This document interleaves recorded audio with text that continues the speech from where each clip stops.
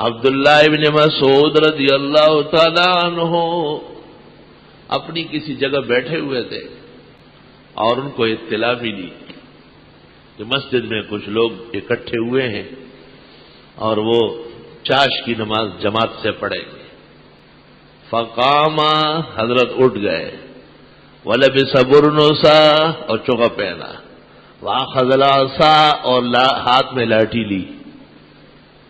ثم راح الى مسجد، پھر مسجد نبوی تشریف لائے اور ان لوگوں کو کہا جن برتنوں میں ہم نے پیغمبر کے ساتھ کھایا پیا، تلک الاوانی لم تکسر، وہ برتن ابھی تک ٹوٹے نہیں، جو کپڑے ہم نے پیغمبر کے ہمراہ پہنے ہیں انہا لم تخلق، وہ ابھی تک پھٹے نہیں.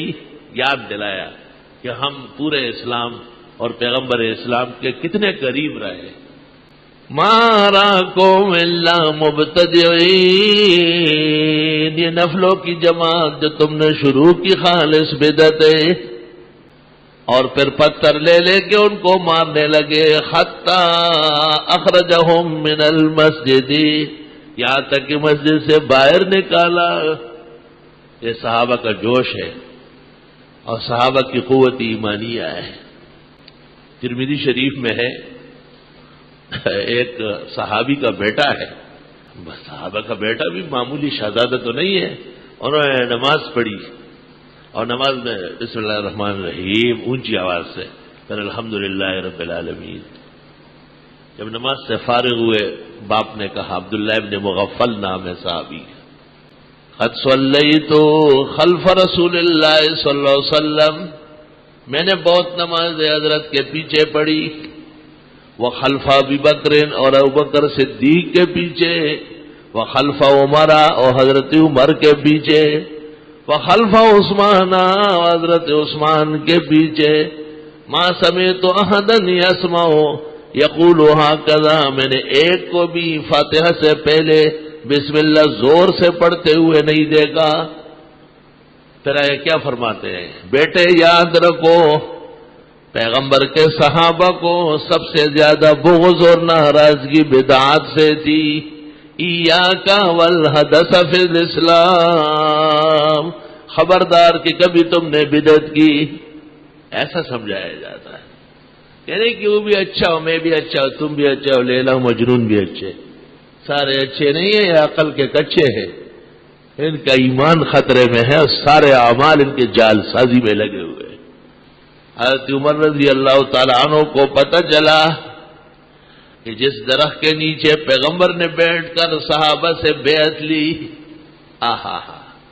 قرآن پاک میں اس درخت کا ذکر ہے، قرآن کریم میں اس درخت کے نیچے صحابہ کرام کا پیغمبر سے بیعت کرنے کا تذکرہ ہے. یہ حدیبیہ کا موقع تھا جب عثمان کو قاصد بنا کر اہل مکہ سے گفتگو کرنے کے لیے بھیجا، کیونکہ حضرت عثمان بہت باعزت تھے اہل مکہ میں، اور گفتگو باعزت آدمی کی مؤثر ہوتی ہے. کیونکہ حضرت و صحابہ عمرے کے لیے آئے تھے اور انہوں نے آگے جانے سے منع کیا، جنگ ہونے کا اندیشہ تھا. آپ نے فرمایا حرم کے احترام میں جہاں تک ہو سکے میں خون کا قطرہ نہیں گرنے دوں، حرم کا احترام بہت ضروری ہے. عثمان مکہ تشریف لے گئے، اہل مکہ نے ان کو کہا کہ آپ پہلے عمرہ کریں پھر بات ہوگی. حضرت عثمان نے کہا خدا کے پیغمبر کو تو راستے میں بٹھایا ہوا ہے، آگے آنے نہیں دے رہے ہو، میں کیوں عمرہ کروں، میں اسی طرح بغیر عمرے کے واپس جاؤں. ایسی غیرت، ایسا جذبہ، شاعر اس لیے کہتے کہ آسمان و زمین نے ان جیسے غیرتی دیکھے نہیں. اس وجہ سے بات نے طول پکڑ لی اور مشہور ہوا کہ مشرکین مکہ نے حضرت عثمان رضی اللہ تعالیٰ عنہ کو شہید کیا. پیغمبر چونکہ غیبدان نہیں تھے اور ذرائع بظاہر ایسے ہی معلوم ہو رہے تھے، جتنی دیر ہو گئی آپ کو بھی شدید غصہ آیا. آپ نے کہا اگر یہ حرکت انہوں نے کی کہ قاصد کو قتل کیا تو یہاں بیٹھو، میرے ہاتھ پر بیعت کرو کہ ہم عثمان کے خون کا بدلہ لیں گے. اور حضرت بیٹھ گئے اور ایک صحابی آتا ہے آپ کے ہاتھوں پہ ہاتھ رکھ کے عہد کرتا ہے. لیکن یہ احتمال تو تھا کہ خبر غلط مشہور ہو اور عثمان زندہ ہو، اور ایسے ہی نکلا بعد میں تو آپ نے ایک موقع پہ کہا حاضی ید عثمان، چلو عثمان کی طرف سے بھی بیعت۔ یہ درخت جس کے نیچے بیٹھ کر آپ نے صحابہ سے بیعت لی، اس کو شجر ثمورہ کہتے ہیں، ببول کا درخت، شجر ثمورہ۔ اس کا ذکر قرآن نے کیا ہے کیونکہ بڑا اہم بیعت ہوا ہے۔ حضرت عمر رضی اللہ تعالیٰ عنہ کے دور خلافت میں پتہ چلا کہ لوگ جا کے وہاں نفل پڑھتے ہیں، دعائیں مانگتے ہیں، اور ظاہر ہے جب ہر طرح کے لوگ تبرکات مانتے ہو تو تبرکات کے آداب تو نہیں جانتے۔ حضرت عمر رضی اللہ تعالیٰ عنہ نے صحابہ سے مشورہ کیا، بخاری میں ہے، اس کا کیا علاج ہے؟ اس درخت کے نیچے جانے سے اور اس درخت کی وجہ سے لوگوں کے اعمال میں بدعت آنے کا اندیشہ ہے۔ چنانچہ حضرت عمر نے تمام صحابہ کے مشورے سے اس درخت کو کٹوایا اور اس کے ساتھ 20، 30، 40 درخت دور تک کٹوائے تاکہ یہ پتہ بھی نہ چلے نا کہ یہ جگہ ہے جو درخت کٹا ہے، کرنے اور بھی بہت کاٹو۔ بخاری شریف میں ہے کہ بعد کا کوئی آدمی کہنے لگا مجھے وہ جگہ معلوم ہے، تو سعید ابن المسیب جلیل القدر تابعی ہے، وہ کہتے ہیں اصحاب رسول کو بعد میں وہ جگہ معلوم نہ تھی، تم صحابہ سے بڑے عالم آئے ہو کہ تمہیں وہ جگہ معلوم ہو گئی، شرم نہیں آتی۔ اصحاب رسول کو پتہ نہیں تھا کہ ربیع الاول کے مہینے میں چونکہ 9 تاریخ کو پیغمبر کی ولادت ہے اور 12 وفات ہے، اس لیے اس دن کوئی جشن، جلوس اور چراغاں اور جھنڈا بازی کی جائے، یہ بات انہیں معلوم نہیں تھی، ان کو معلوم ہو گئی، وہ شرم تم کو مگر نہیں آئی۔ حدیث شریف میں ہے کہ بدعتی کا آخری خاتمہ تباہی کا ہوگا۔ جو کوئی بہت بڑا شخص ہو، نہ تہجد پڑھتا ہو، روز گائے اونٹ ذبح کرتا ہو اور سب کچھ، لیکن اس میں بدعت کا مرض ہے اور وہ خدا کے سوا کسی اور کو بھی حاجت روا، مشکل کشا سمجھتا ہو تو اسلام کی روشنی میں وہ مسلمان نہیں ہے۔